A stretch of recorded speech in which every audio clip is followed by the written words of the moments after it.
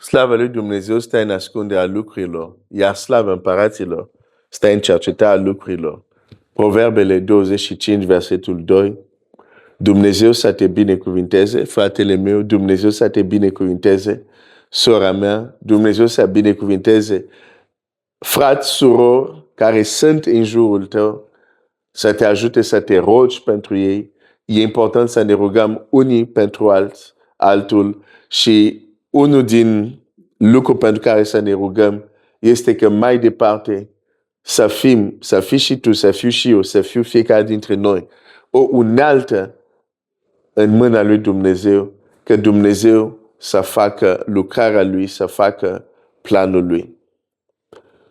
Am început să vorbesc despre fratele tău sau cel de aproapele tău, care e aproape de tine, care este un potențial, poate fi un potențial unealtă în mâna dușmanului pentru a te limita, pentru a te lega, exact cum filistenii s-au dus la Israelit, că ei, nu ei filisteni, dar frații lui Samson să se ducă la Samson, să lege, să se ducă la Samson,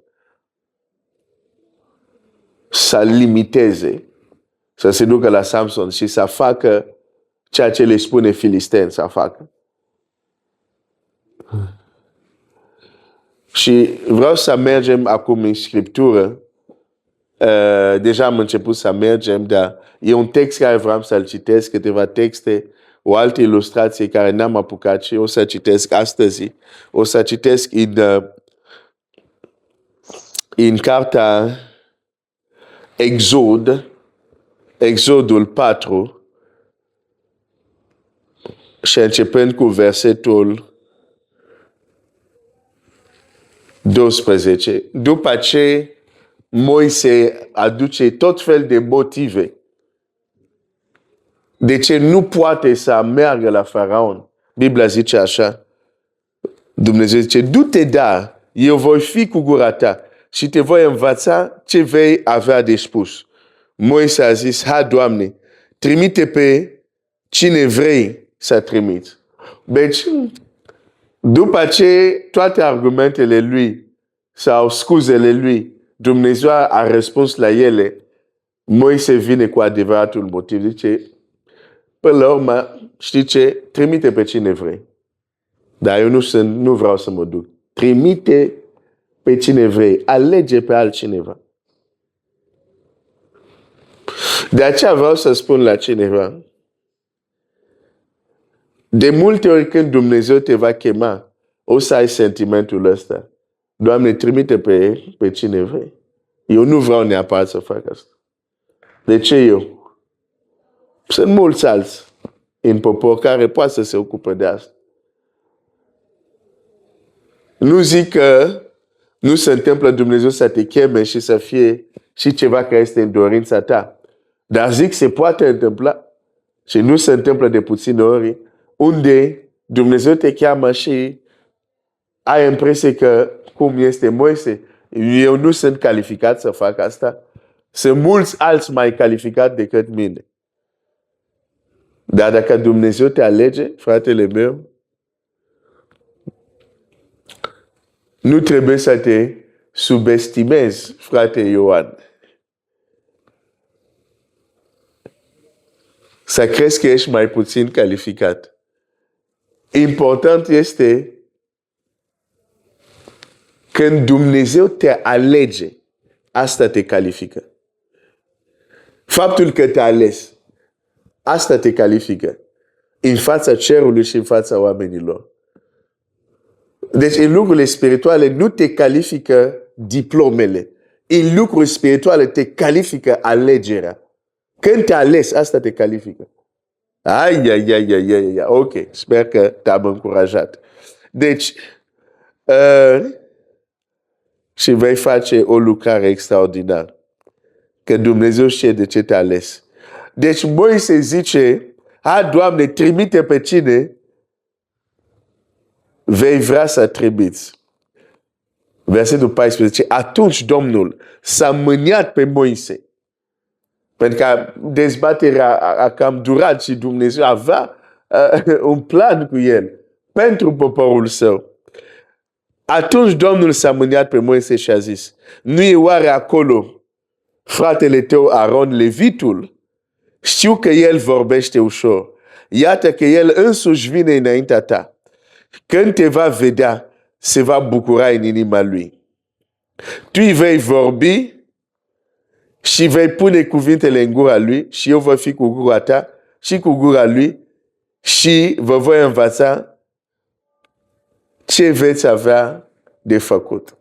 Deci, în acest, bine, versetul care vine după e extraordinar de periculos, dar e un verset care îmi place foarte mult, dar nu o să-l citesc acum. Deci, automat am făcut curios, nu așa? Da, du-te, citește-l, dar eu nu o să-l citesc azi. Deci,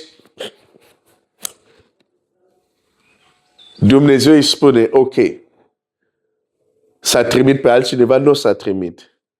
Dar voi trimite un ajutor.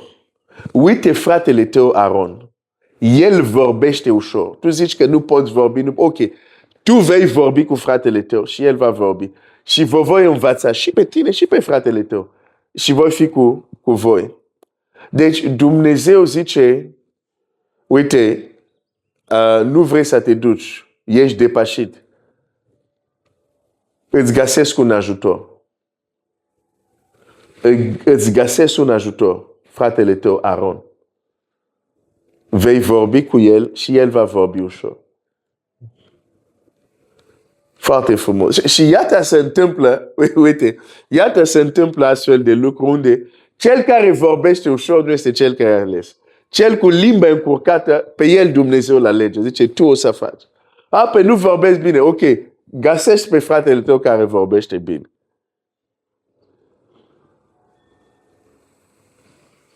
Și într-un fel înțeleg de ce Dumnezeu de multe ori va face așa.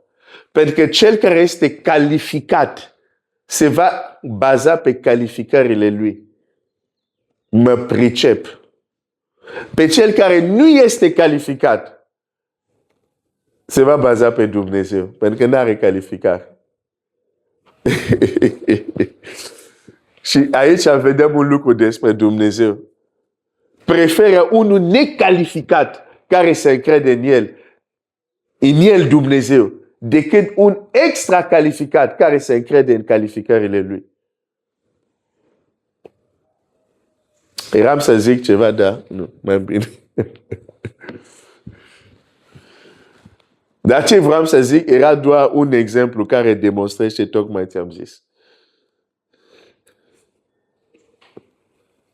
De aceea, dacă ai calificări, slavă lui Dumnezeu. Dar înțelege, Dumnezeu nu vrea ca încrederea ta să fie în calificările tale.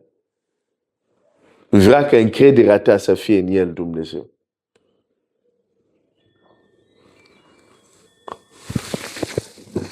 Deci, fratele tău Aron.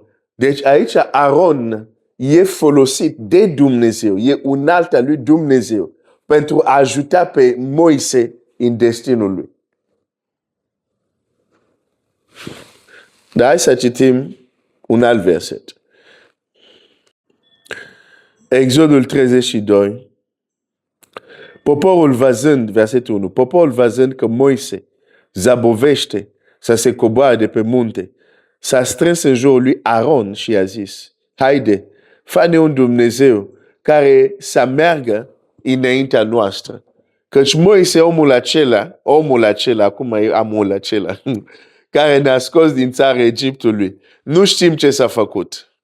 Aron le-a răspuns, scoateți cercei de aur din urechile nevestele fiilor și fiicelor voastre și aduceți-i la mine. Și toți i-au scos cercei aur din urechi și i-au dus la Aron. El i-a luat din mâinile lor, a bătut aurul cu daltă și a făcut un vițel turnat. Și ei au zis, Israele, iată Dumnezeul tău care te-a scos din țara Egiptului. Când a văzut Aron lucrul acesta, a zidit un altar înaintea lui și a strigat, mâine va fi o sărbătoare în cinsta Domnului. Aron, omul care Dumnezeu l-a folosit să-l ajute pe Moise in chemarea sa, in lucrarea de a merge, de a scoate poporul din Egipt și care, de fapt, e deja 10 minute, nu. Asta trebuie să-ți arată mâine. Asta trebuie să-ți arată mâine. Pentru că aș vrea ca unele concepții foarte răspândite, dar neîntemeiate biblic, să fie dărâmate. Pentru că duc multe persoane de rătăcire. Mâine continuăm. Dumnezeu să te binecuvinteze.